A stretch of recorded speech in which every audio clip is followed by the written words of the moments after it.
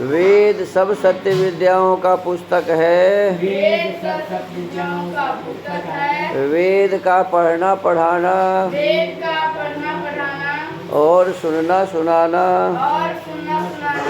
सब आर्यों का परम धर्म है। ओम स्तुता मया वरदा वेदमाता प्रचोदयन्तां पावमानि द्विजानाम् आयो प्राणं प्रजां पशुं कीर्तिं द्रविणं ब्रह्मवर्चसं मह्यं दत्त्वा व्रजत ब्रह्मलोकम्। इदानीं वेदपाठो भविष्यति। अद्य ऋग्वेदस्य तृतीयं मण्डलस्य अष्टादशं सूक्तस्य पाठो भविष्यति। पाठमान मन्त्रस्य भवानो अग्ने सुमना इत्येतानि प्रथमानि पदानि सन्ति। अब वेद पाठ होगा। आज ऋग्वेद के तीसरे मंडल के 18वें सूक्त का पाठ किया जाएगा। पाठ किए जाने वाले मंत्र के भवानो अग्ने सुमना ये प्रारंभिक पद हैं। इस सूक्त के ऋषि हैं कतो विश्वामित्र, देवता अग्नि, छंद 1, 3, 5 का त्रिष्टुप, 2 और 4 का निश्चित त्रिष्टुप, स्वर है दैवतः। ओम भवानो अग्ने सुमना उपेतौ सखेव सख्ये पितरेव साधुः पुरुद्रुहो हि क्षितयो जनानां प्रतीचिर्दहता दराति।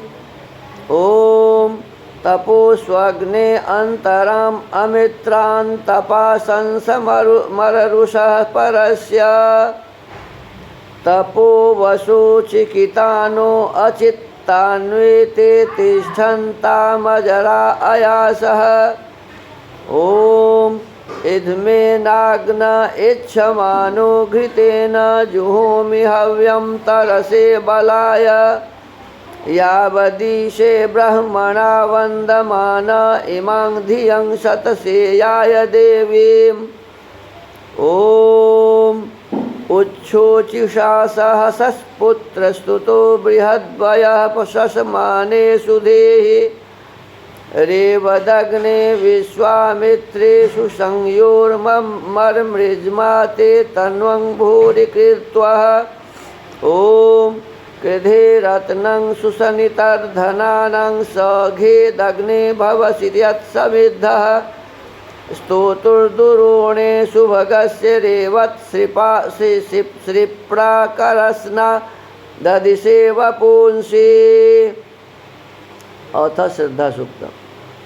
ओम श्रद्धयाग्निः समिध्यते श्रद्धया हूयते हविः श्रद्धां भगस्य मूर्धनि वचसा वेदयामसि।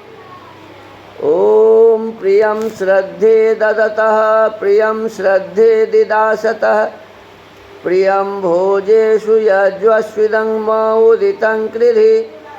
ओम यथा देवा असुरेषु श्रद्धामुग्रेषु चक्रिरे एवं भोजेषु यज्वस्वस्माकमुदितं कृधि।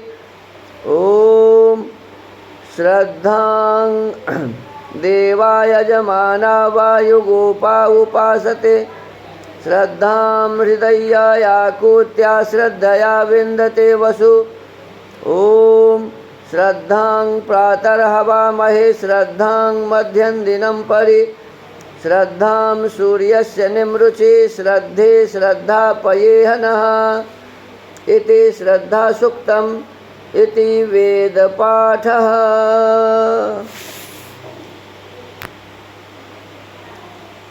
अथ वेद स्वाध्यायः। इदानीं वेद स्वाध्यायो भविष्यति। अद्य यजुर्वेदस्य सप्तमोऽध्यायस्य 24 मन्त्रस्य स्वाध्यायो भविष्यति। स्वाध्यायमान मन्त्रस्य चित्रं देवानामुदगादनीकम् इत्येतानि प्रथमानि पदानि सन्ति। अब वेद स्वाध्याय होगा। आज यजुर्वेद के 7वें अध्याय के 42वें मंत्र का स्वाध्याय किया जाएगा। स्वाध्याय किए जाने वाले मंत्र के चित्रम देवाना मुदगादनीकम ये प्रारंभिक पद हैं। ओम चित्रं देवानामुदगादनीकं चक्षुर्मित्रस्य वरुणस्याग्नेः आप्राद्या वा पृथिवी अंतरिक्षं सूर्य आत्मा जगतस्तस्थुषश्च स्वाहा। ये संध्या में उपस्थान का ये तीसरा मंत्र है और यजुर्वेद में 7वें अध्याय का 42वां। इस मंत्र के ऋषि हैं चित्रंग देवानामित्य से कुत्स ऋषि, सूर्यो देवता, भूरिगार्षि त्रिष्टुप छंदः देवता स्वरः, पुनरित्थ मेवेश्वर से गुणा उपदिश्यन्ते। फिर भी वैसे ही ईश्वर के गुणों का उपदेश अगले मंत्र में किया है। पदार्थ, हे मनुष्यों, तुमको अति उचित है कि जो सूर्य सविता स्वाहा सत्य क्रिया से देवानाम नेत्र आदि के समान विद्वानों, मित्रस्य मित्र व प्राण, वरुणस्य श्रेष्ठ पुरुष व उदान, और अग्नेय अग्नि के चित्रम अद्भुत अनीकम बलवत्तर सेना के तुल्य प्रसिद्ध, चक्षु प्रभाव के दिखलाने वाले गुणों को उत अगात अच्छे प्रकार प्राप्त होता, और अगतः जंगम प्राणी और तस्थुषः स्थावर संसारी पदार्थों का आत्मा आत्मा के तुल्य होकर द्यावा पृथ्वी आकाश तथा भूमि और अंतरिक्षम अंतरिक्ष को सब प्रकार से अप्राह व्याप्त होने के समान परमात्मा है, उसी की उपासना निरंतर किया करो। भावार्थ, जिस कारण परमेश्वर आकाश के समान सब जगह व्याप्त, सूर्य के तुल्य स्वयं प्रकाशमान और सूत्रात्मा वायु के सदृश सबका अंतर्यामी है, इससे सब जीवों के लिए सत्य और असत्य को बोध कराने वाला है। जिस किसी पुरुष को परमेश्वर को जानने की इच्छा हो, वह योगाभ्यास करके अपने आत्मा में उसे देख सकता है, अन्यत्र नहीं। अर्थात परमात्मा को देखा जा सकता है। कहाँ? तो कहा कि अपने आत्मा में। आत्मा हमारे इस शरीर के हृदय प्रदेश में है और उसी में मन भी है। तो आत्मा में मन है और आत्मा मन के साथ हृदय प्रदेश में है और परमात्मा हर जगह है। तो परमात्मा की सही उपासना हम अपने आत्मा में ही हृदय प्रदेश में कर सकते हैं, क्योंकि परमात्मा तो हर जगह है लेकिन हम हर जगह नहीं रहते। तो जहाँ दो होता है वहीं मिलान होता है। तो प्रभु भी हैं, मैं भी हूँ, और दोनों हमारे हृदय में हम एक साथ हैं। इसीलिए अपने हृदय में ही परमात्मा की उपासना हो सकती है, परमात्मा का मिलन हो सकता है। कहते वह परमात्मा सूर्य के तुल्य है। जैसे सूर्य स्वयं प्रकाश स्वरूप है, वैसे परमात्मा भी स्वयं प्रकाश स्वरूप है। सूर्य में भी जो प्रकाश है वो परमात्मा का ही प्रकाश है, और जो सब जगह व्यापक है, हर जगह वह परमात्मा व्याप्त है। जैसे आकाश व्यापक है, वायु जिस प्रकार से सब जगह है, वैसे ही परमात्मा अंतर्यामी रूपी होकर हमारे सब क्रियाकलाप को जानते हैं। वह परमात्मा हमें सत्य का बोध कराता है, असत्य का बोध कराता है, ये ठीक है ये गलत है, इसका बोध वह परमात्मा ही हमें कराता है। कहते हैं कि वह परमात्मा जो हमें सत्य और असत्य का बोध कराता है, उस परम ब्रह्म परमेश्वर को हमारे भीतर में जानने की इच्छा होनी चाहिए, और वो जानेंगे योगाभ्यास के माध्यम से। बिना योगाभ्यास के हम परमात्मा को नहीं जान सकते।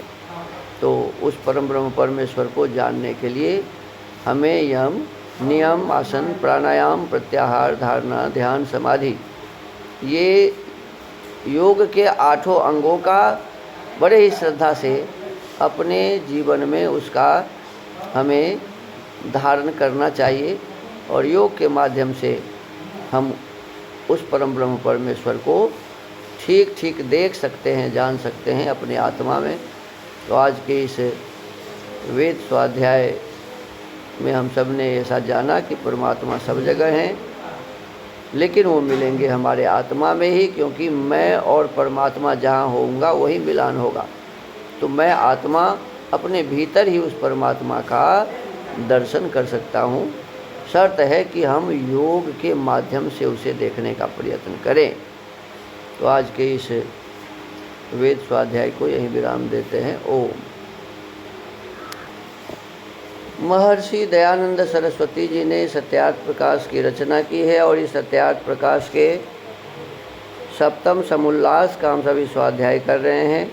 पिछले दिनों को बताया गया कि वह परम ब्रह्म परमेश्वर जितने भी तेज वाले पदार्थ हैं, सूर्य आदि, सब लोगों का उत्पत्ति करता है, सबको उत्पन्न करता है और सबको धारण करता है। कहते हैं जो परमात्मा पृथ्वी से लेकर सूर्य लोक पर्यंत सृष्टि को बना के स्वयं धारण कर रहा है, उस सुख स्वरूप परमात्मा ही की भक्ति हम करें, अन्य लोगों की भक्ति हम न करें।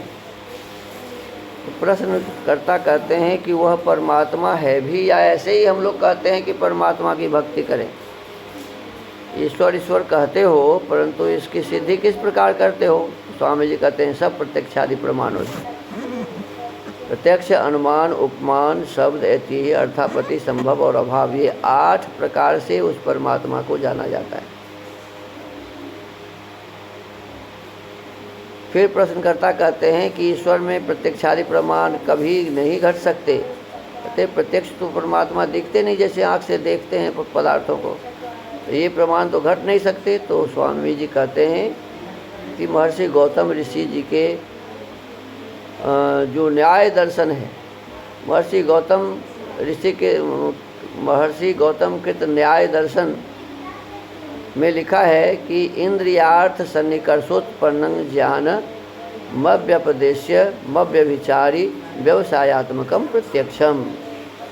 कहते हैं प्रत्यक्ष कहते किसे हैं? तो कहते हैं कि कान से सुनने का नाम प्रत्यक्ष है, त्वचा से छूने का नाम प्रत्यक्ष है, चक्षु से देखने का नाम प्रत्यक्ष है, जिह्वा से रस लेने का नाम प्रत्यक्ष है, घ्राण नासिका से सूंघने का नाम प्रत्यक्ष है, और मन से शब्द स्पर्श, मन से हम सत्यासत्य का निर्णय करते हैं।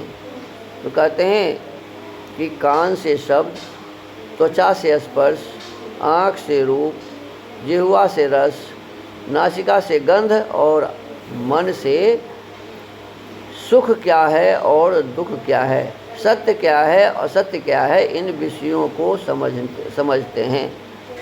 इन विषयों के साथ संबंध होने से ज्ञान उत्पन्न होता है और इस प्रकार के ज्ञान को प्रत्यक्ष कहते हैं। लेकिन वह निर्भ्रम होना चाहिए, कोई भ्रम उसमें न हो। जैसे किसी खूंटा को देख करके व्यक्ति आदमी समझ लेता है, तो ये निर्भ्रम ज्ञान नहीं है, ये भ्रम से युक्त है। तो कहते हैं निर्भ्रम ज्ञान हमें होना चाहिए कि सचमुच में यही मनुष्य है और ये खूंटा है, इस प्रकार के निर्भ्रम ज्ञान होने चाहिए।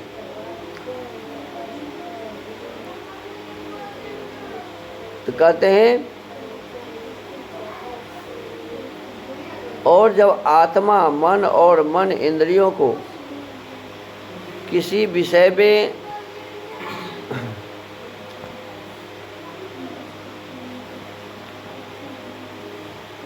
अब विचारना चाहिए कि इंद्रियों और मन से गुणों का प्रत्यक्ष होता है, गुणी का नहीं होता है।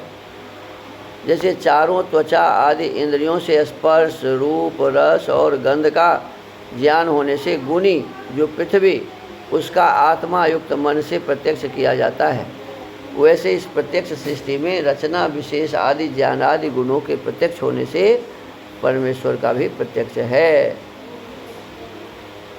अब गुण के आधार पर हम विषय वस्तु को समझते हैं, जानते हैं। कोई आदमी बोलता है और मेरे कान में आवाज़ आती है, तो शब्द को सुनकर हम उसका ज्ञान करते हैं कि कोई बोल रहा है। गुण से हम गुणी का प्रत्यक्ष करते हैं। किसी चीज़ को छू के हम समझते हैं कि यह वस्तु गर्म है या ठंडा है, कड़ा है या नरम है। किसी चीज़ को खाकर हम जिह्वा से समझते हैं कि मीठा है, खट्टा है, नमकीन है। किसी चीज़ को सूंघ कर हम स्पष्ट करते हैं कि ये अच्छा सुगंध है या बुरा सुगंध है। तो सुगंध जिस वस्तु में है, रस जिस वस्तु में है, कठोर और नरम जो वस्तु है, गर्म और ठंडा जो वस्तु है, तो उस वस्तु का प्रत्यक्ष हम इन गुणों के आधार पर करते हैं। ऐसे ही परमात्मा में भी गुण है, और वो क्या है? तो कहते हैं सृष्टि में रचना विशेष है। देखो सारे संसार के पदार्थ गोल गोल बने हुए हैं। रचना विशेष आदि ज्ञान आदि गुणों के प्रत्यक्ष होने से, और जहाँ भी ये विशेष रचना है तो समझ में आता है कि परमात्मा इस रचना को बनाया हुआ है। ज्ञान आदि गुणों के प्रत्यक्ष होने से परमेश्वर का भी प्रत्यक्ष है। और जब आत्मा मन और मन इंद्रियों को किसी विषय में लगाता, वह चोरी आदि बुरी व परोपकार आदि अच्छी बात के करने का जिस क्षण में आरंभ करता है, उस समय जीव की इच्छा ज्ञान आदि उसी इच्छित विषय पर झुक जाते हैं। उसी क्षण में आत्मा के भीतर से बुरे काम करने में भय, शंका और लज्जा, गलत काम करने में ये तीन चीज़ें उत्पन्न होती है। भय होता है, शंका होती है और लज्जा लगती है। कहते तथा अच्छे कामों के करने में अभय, निःशंकता और आनंदोत्साह उठता है। कहते यह जीवात्मा की ओर से नहीं है, कहते यह जो है कि परमात्मा की ओर से। वह जीवात्मा की ओर से नहीं किंतु परमात्मा की ओर से है। तो हमको आपको जब जब अपने मन में किसी कार्य के प्रति भय हो, किसी कार्य को करने में शंका हो या लज्जा हो, तो समझ लेना चाहिए कि परमात्मा हमें आदेश दे रहे हैं कि इस काम को मत करो। और जब किसी कार्य के करने में निःशंकता है, आनंद और उत्साह है, तो हमें समझना चाहिए कि परमात्मा की तरफ से यह आदेश है कि इस काम को अधिक से अधिक करो। तो ये हमें ध्यान रखना चाहिए। तो आज के इस वेद स्वाध्याय सत्यार्थ प्रकाश स्वाध्याय के क्रम को यहीं विराम देते हैं। ओम।